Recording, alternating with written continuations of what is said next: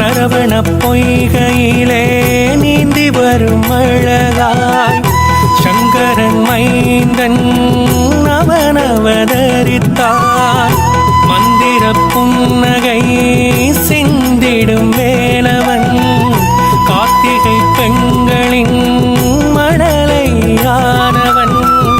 கொஞ்சிடும் அழகோடு செந்தமிழ் பாட்டினிலே சிந்தையை மறப்பான் குமரன்.